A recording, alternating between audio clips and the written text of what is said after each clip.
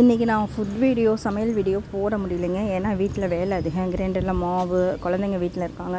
இப்போ இந்த மெயினாக ஒரு மெசேஜ்க்காக தான் இந்த வீடியோ போடுறேன். கண்டிப்பாக ஸ்கிப் பண்ணாமல் பாருங்கள், கேளுங்க.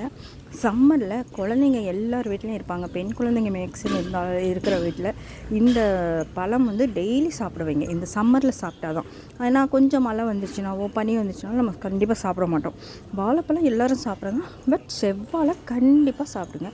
அதில் விட்டமின் B6 நிறையாவே இருக்குது. பொட்டாசியம், மெக்னீஷியம், எல்லா விட்டமின்ஸும் அதில் இருக்குங்க. எதுவுமே இல்லைன்னு இல்லை. அது மாதிரி பெண்களுக்கு ஃபோலிக் ஆசிட் அந்த இது அதில் அதிகமாக இருக்குது. அதே மாதிரி பார்த்திங்கன்னா பிபி கண்ட்ரோல் பண்ணுறது, அப்புறம் கிட்னியில் கல் இது ஆகிறது, இது எல்லாமே வந்து பார்த்திங்கன்னா செவ்வாழையில் சூப்பராக இருக்கும். மெயினாக பெண் குழந்தைங்க ஸ்கின் க்ளோவிங், ஹேர் க்ரோத் எல்லாமே செவ்வாழையில் கிடைக்காத ஒரு இதே இல்லைன்னு சொல்லுவாங்க. அந்தளவுக்கு சத்து, உடம்பு ஸ்டேமினா எல்லாமே கிடைக்கும். ஸோ டெய்லி ஒரு வாழைப்பழம் சாப்பிட கொடுங்க. இல்லை சாப்பிட கொடுக்க முடியலையா, அந்த குழந்தைங்க சாப்பிட்லையா அப்படின்னா இந்த மாதிரி பால் கலந்து ஒரு மிக்சியில் ஒரு அடி அடித்து அதில் சர்க்கரை போடணுன்னா போடுங்க. உங்களுக்கு சர்க்கரை கொடுக்க விருப்பம் இல்லைன்னா பேரிச்சம்பழம் ஆட் பண்ணிக்கோங்க சுகருக்காக. இல்லையா உலர் திராட்சை ஆட் பண்ணிக்கோங்க. போட்டு அடித்து கொடுத்துருங்க. இந்த சாக்லேட் வேணும் அப்படின்னா அந்த டைரி மில்க் கொஞ்சம் தூவி எப்படியாவது ஒன்று அவங்களுக்கு சாப்பிட வைங்க. ஏன் குழந்தைங்களுக்கு நான் இப்படி தான் கொடுப்பேன். ஒரு 2 பாருங்கள் ரெட்டையாக வந்துடுச்சு. அது ஒரு செவ்வாழையில் 1 கிளாஸ் ஃபுல்லாகவே வருது. ஒரு அரை கிளாஸ் பால் தான் போட்டேன். சூப்பராக இருந்தது. டேஸ்ட் வைஸும் குழந்தைங்க வேண்டாம்னு சொல்லுவாங்க. இந்த மாதிரி மில்க் ஷேக் தான் லைக் பண்ணுவாங்க இந்த காலத்து குழந்தைங்க. அதுக்காக தான் நான் இது காமிச்சேன். சூப்பராக இருந்தது. இந்த மாதிரி கண்டிப்பாக சாப்பிடுங்க. இந்த சம்மரில் சாப்பிட்டா தான். அப்புறம் சாப்பிட்றது கொஞ்சம் ரேர் ஆகிடும்.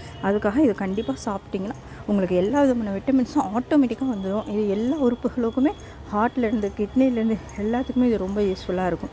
அப்புறம் இன்றைக்கி பார்த்திங்கன்னா நான் கிரைண்டர் மாவு போடுறது ஒரு வீடியோ காமிச்சிருப்பேன். ஏன் அப்படின்னா ஐஸ் வாட்டர் போட்டு மாவு அரைச்சிக்கும் போது உங்களுக்கு வந்து இட்லி இப்படி பஃபியாக சூப்பராக வரும்.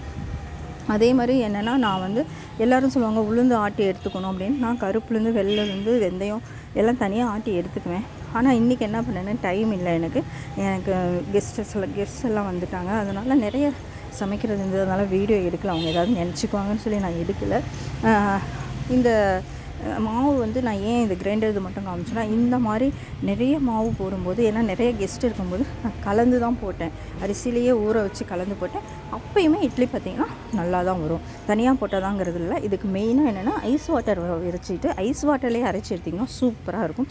நடுநடுவில் இந்த மாதிரி தண்ணி ஊற்றி அரைக்கும்போது இட்லி மாவு சாஃப்டாகவும் இருக்கும். இட்லி வந்து அப்படியே பஃபியாக வரும். இதுக்காக தான் இந்த வீடியோ நான் போட்டேன். இந்த வீடியோ உங்களுக்கு பிடிச்சிருக்குன்னு நான் கண்டிப்பாக நம்புகிறேன்.